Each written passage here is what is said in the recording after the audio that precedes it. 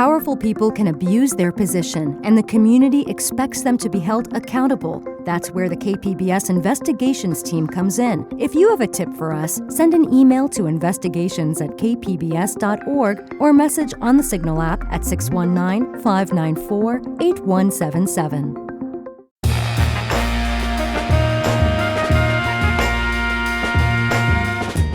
Welcome in San Diego. It's Andrew Bowen in for Jade Hindman. On today's show, anti-Semitism is on the rise in the U.S. and around the globe. But how do we define anti-Semitism? That's the question before the San Diego City Council today. This is KPBS Midday Edition, connecting our communities through conversation.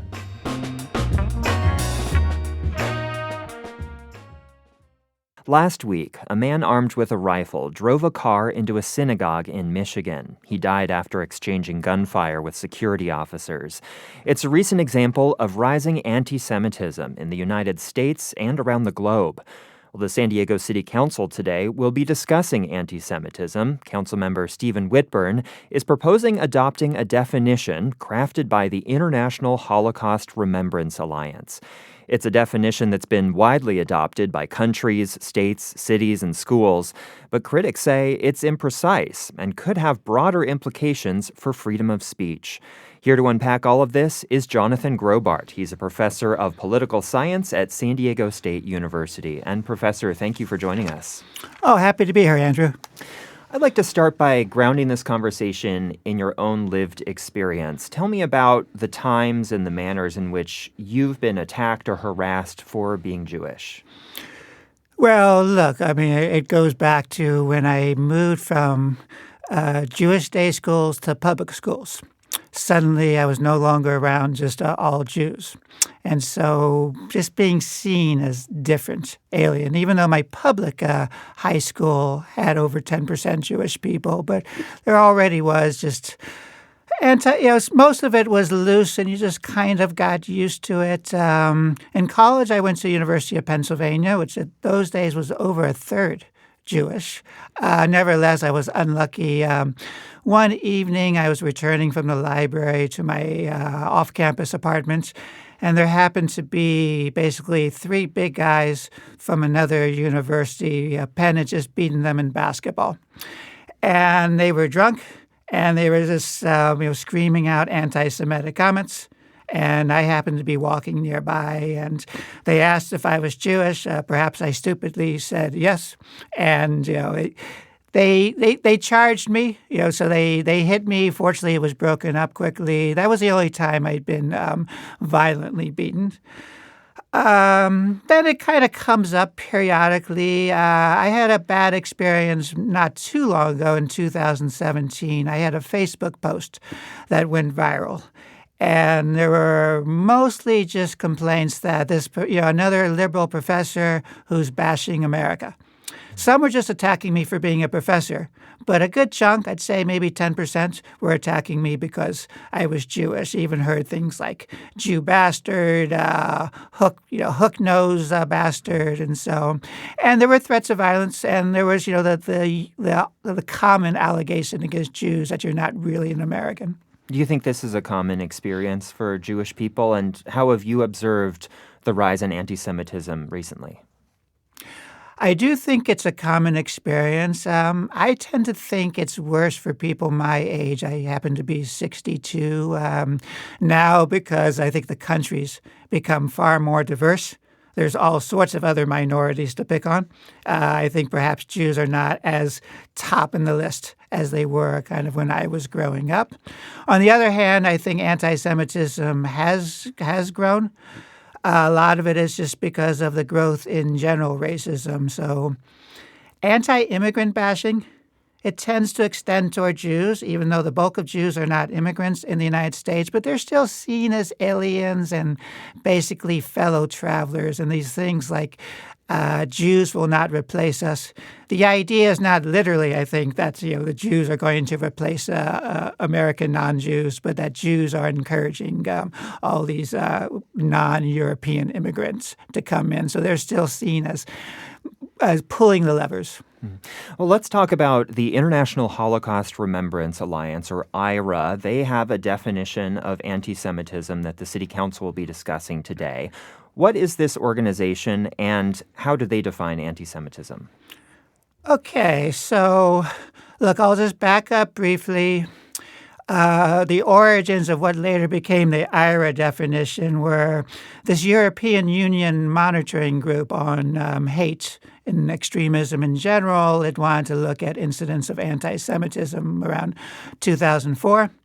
And it used the help of Kenneth Stern, a friend of mine from the American Jewish Committee. And they just wanted, can we get a definition, a standard definition to help us track anti-Semitic incidents in Europe? So Kenneth Stern, helped by other people, tried to come up with this definition and listed examples. It was not meant as kind of a gotcha or that these are automatically anti-Semitic. It was just meant to help monitor.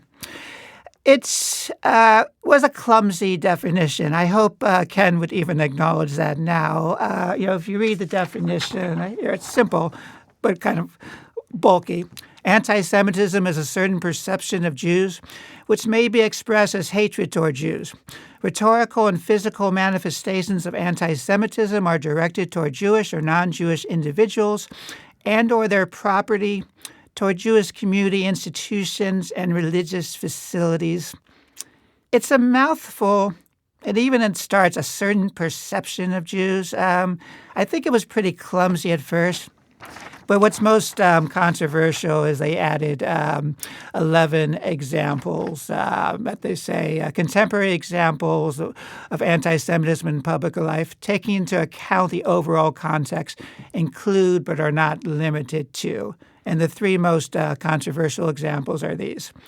Denying the Jewish people their right to self-determination, for example, by claiming that the existence of a state of Israel is a racist endeavor. Second, applying double standards by requiring of it a behavior not expected or demanded of any other democratic nation. Third, drawing comparisons of contemporary Israeli policy to that of the Nazis. So these examples already caused controversy in 2004 and 2005, and eventually the successor to the European Union Monitoring Commission decided to drop it from its websites. Then we skip ahead to the 2010s. There's an increased effort by Israel advocacy groups to more or less tie anti-Semitism to Israel in the sense of trying to tar supporters of Palestine and critics of Israel.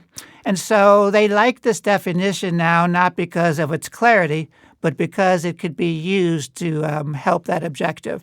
So they wanted a respectable home. They didn't want an outright partisan organization. They certainly didn't want the government of Israel to be hosting this. So they found the International Holocaust Remembrance Alliance. That had formed in 1998. It was basically a research center for studying the Holocaust. It wasn't a monitoring group. But in 2016, this intergovernmental group was persuaded to adopt the definition. So you've mentioned several times now you think that this definition is clumsy. What are the major criticisms of the IHRA definition of anti-Semitism? The major criticisms are those three examples. The stylistic criticism is the clumsy definition. I've even seen plenty of advocates of the IHRA definition acknowledge that it's a clumsy formulation, but I think they like the examples a lot. And so the objections are that the examples are vague when directed toward Israel or toward Zionism, and potentially very expansive, especially if they're going to be interpreted by Israel advocacy groups as sweeping denunciation of any anti-Zionist comments or of any comments that are harshly critical of Israel, like referring to it as an apartheid state. So how have you seen this idea of criticizing Israel being labeled anti-Semitic? How have you seen that play out in your own life, in your own career? Well, one big thing is self-censorship. I've certainly seen it played out at San Diego State or among former students who are now professors. That's just avoid talking about the topic. And then there was a study put out by two political scientists, Mark Lynch and Shibli Telhami at University of Maryland. It was a study of Middle East scholars. It found that 82% of all U.S.-based professors of Middle East studies reported self-censoring when talking about Israel-Palestine, and for untenured professors, it was 98%. Some of them, it was about Palestine, but the overwhelming bulk was saying anything critical about Israel. So there's the self-censorship. There's efforts to prohibit. This has happened in Great Britain, France, Germany, of prohibiting even advocacy of boycott, divestment, or sanction of Israeli institutions. Certain slogans come under attack, like Free Palestine, from the river to the sea, Palestine will be free. There was one example. Temple University and then Stockton University in New Jersey had a joint Zoom program. It was about the misuse of the IHRA document. That actually in itself invoked strong opposition of being contrary to IHRA. And so it did eventually air, but again, it got chilled, impeded. And so I think a number of people just won't do it. I guess the one last thing I'll mention is that in the last few years, the IHRA definition has emboldened a surge of Title VI complaints. So that's part of the 1964 Civil Rights Act at universities, claiming that, in this case, comments about Zionism or harsh comments about Israel are creating an unsafe atmosphere for Jews. So this definition by IHRA does claim or say explicitly that it is non-binding and that it is not meant to impede the First Amendment or, chill free speech. It's also a definition that's been pretty widely adopted. Dozens of countries, cities, states have adopted it. Why do you think it has gotten so much support and attention? And how have you seen those in favor of the IHRA definition respond to this criticism? Okay, so I'll start with why has it gotten so much support? Look, at me as a Jewish person, very committed to my Jewish identity, I'm happy that there's concern about anti-Semitism, and I'm happy at the idea that the city of San Diego is going to have a resolution on anti-Semitism. I'm just not happy about this one. But in general, the default is, well, of course, I'm going to support a resolution. It all looks very reputable. The International Holocaust Remembrance Alliance, distinguished, organizations that are focused on anti-Semitism. In practice, that's really hard. And it becomes, a second-level question. Okay, but is this the kind of definition? And is this something that's really going to distinguish between criticisms of Israel versus genuine anti-Semitism? But most don't go that far. I suspect of our council members, they haven't thought too closely about the issue. They're just saying, okay, I see reputable Jewish organizations want us to condemn anti-Semitism. I see anti-Semitism is on the rise. Seems like a no-brainer to support this. So I think the problem is the second question is not being asked, is this a good definition? Well, there is another definition of anti-Semitism that came out 5 or 6 years ago. It's the Jerusalem Declaration on Anti-Semitism. It was developed by scholars of the Holocaust, Jewish studies, and Middle East studies. And in fact, you have endorsed it yourself. How does that declaration differ from the IHRA definition? Okay, yes, I am a after-the-fact supporter of this resolution. I think it's a very good one. So this was initiated by scholars of anti-Semitism and related fields, and it was actually done in collaboration with Palestinian scholars. So they were actually thinking about, on the one hand, we certainly want to subject Israel to robust scrutiny. On the other hand, we certainly don't want to cross the line into anti-Semitism. So let's think about a focused condemnation of anti-Semitism that doesn't then cross into this weaponization of just tarring critics of Israel, whether they're Palestinians, Arabs, Muslims, or even the growing amount of Jews. So they came up with this definition specifically as a counter to the IHRA one. And I find it pretty useful in that it does actually try to delineate when attacks on Israel or Zionism cross over. So on the one hand, unlike the IHRA, it accepts on its face anti-Zionism, advocacy of boycott, divestment, and sanction, all evidence-based criticisms as legitimate on their face.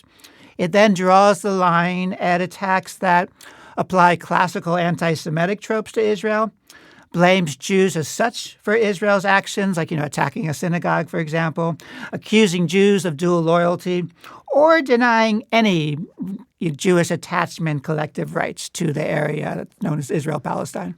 So this Jerusalem Declaration was a direct response to the IHRA definition of anti-Semitism, right? So has IHRA responded to the response to their definition? Yes, if we mean advocates of IHRA, they've been quite hostile.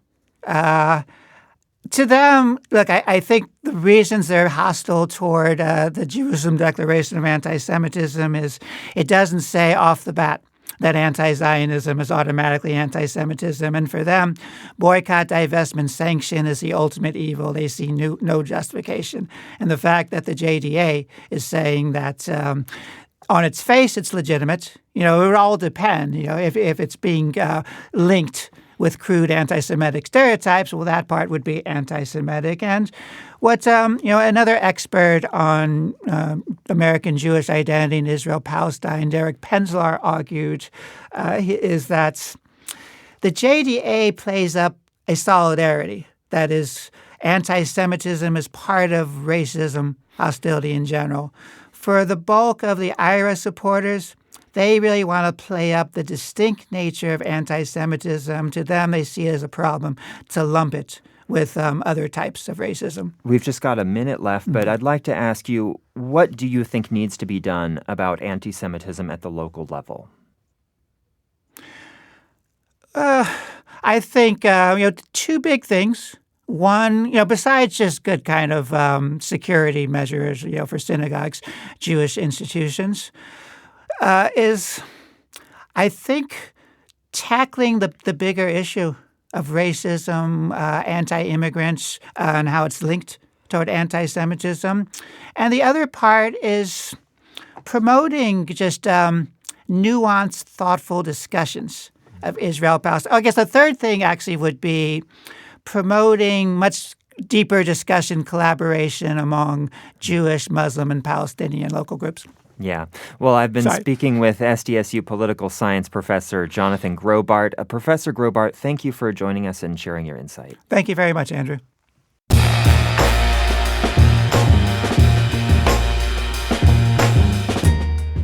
And that's our show for today. I'm your host, Andrew Bowen, in for Jade Hindman. Thanks for listening to Midday Edition. Have a great day.